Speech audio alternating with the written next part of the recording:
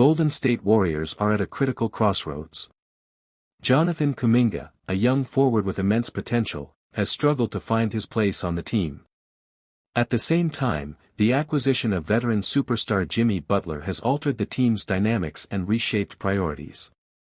Fans, analysts, and the media are debating the causes, responsibilities, and future of this saga. This analysis will take you through every angle: Kuminga's journey, Butler's impact, contract negotiations, player development, team strategy, historical comparisons, and projections for the future. By the end, the picture of why Kuminga's fate is tied to Butler's presence will be clear. Jonathan Kuminga, the rise of a young talent. Jonathan Kuminga was drafted at 18 after playing 13 games with the G League Ignite. From the start, he was known for elite athleticism, speed, vertical leap, and wingspan that made scouts dream of a future star. His potential was undeniable, but raw talents need guidance. The Warriors, aiming to mold him into a cornerstone player, invested in coaching and development. Kuminga's early years involved adjusting to NBA speed, physicality, and mental demands. Analysts noted inconsistencies, highlighting that potential does not always equal immediate results. The decision to draft him came from former GM Bob Myers and front office advisors who saw Kuminga as a versatile forward who could defend multiple positions and contribute offensively. CEO Joe Lacob publicly backed Kuminga, stressing patience and structured development. Expectations, however, were high.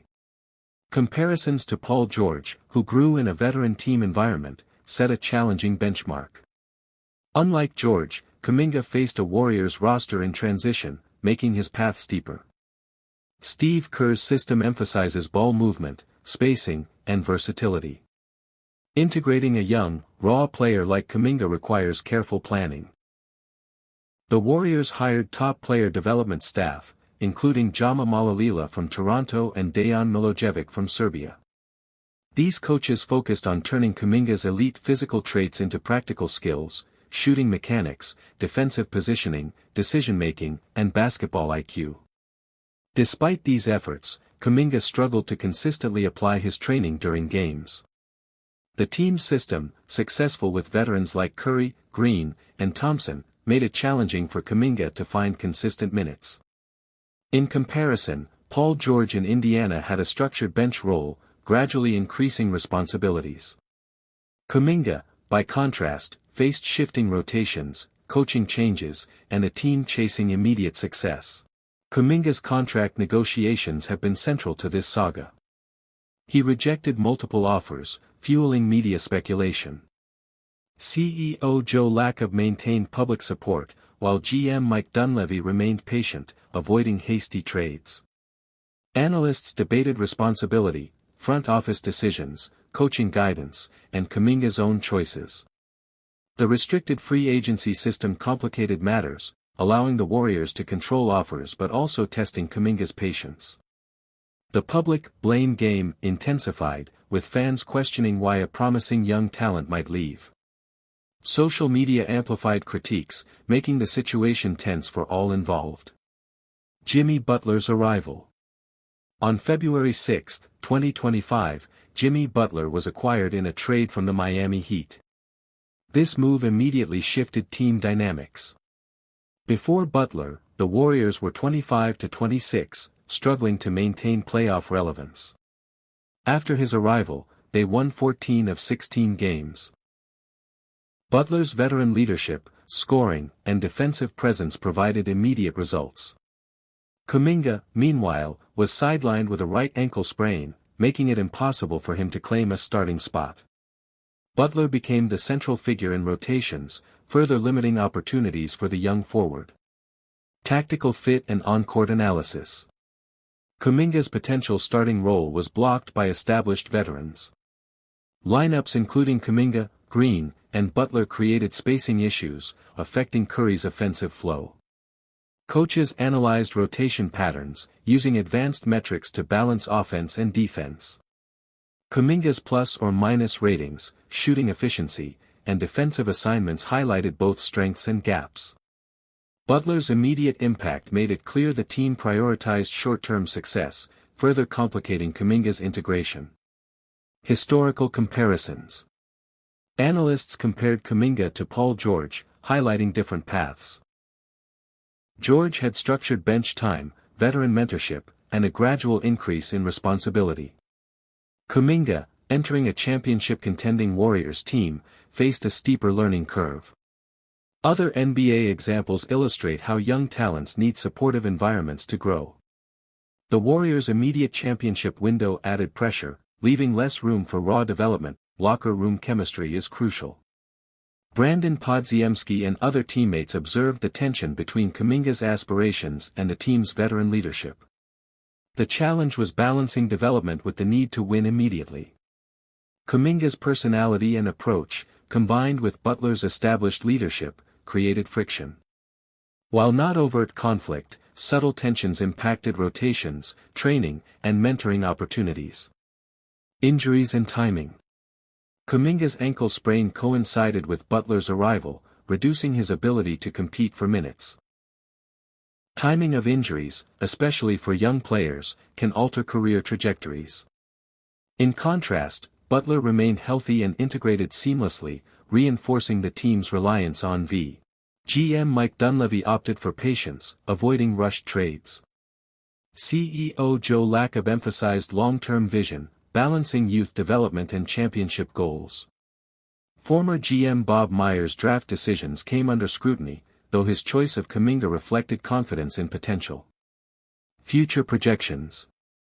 Kuminga's departure seems likely within 12 months. Potential trades, free agency moves, or restructured contracts are under discussion. Butler remains the immediate cornerstone. The Warriors' window to compete is now tied to veteran performance, while development prospects like Kuminga may flourish elsewhere. Jonathan Kuminga's journey reflects the challenges of integrating raw talent into a championship-focused team. Jimmy Butler's arrival accelerated success but reduced opportunities for the young forward. All parties, player, coaching staff, front office, share responsibility. In the end, Kuminga's time with the Warriors may be limited, while Butler's presence secures the team's current competitive edge. This saga highlights the delicate balance between player development and immediate success in the NBA. Imagine this for a second. What if LeBron James, the most iconic player of this generation, teamed up with Stephen Curry, the greatest shooter the NBA has ever seen, in a Golden State Warriors jersey? That question alone has been shaking conversations in the NBA world over the past weeks.